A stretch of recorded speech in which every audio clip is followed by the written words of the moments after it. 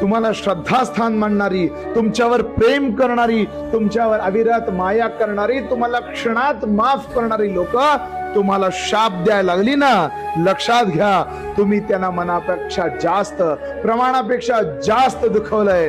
5000 square फुटाचा बंगला जरी बांधला ना तरी 250 ते 400 स्क्वेअर फुटामध्येच आपण राहत असतो. उरलेल्या संपूर्ण घरामध्ये वस्तू, भांडी, ठेवा मेवा ह्या सगळ्या गोष्टींनी आपला अहंकार राहत असतो.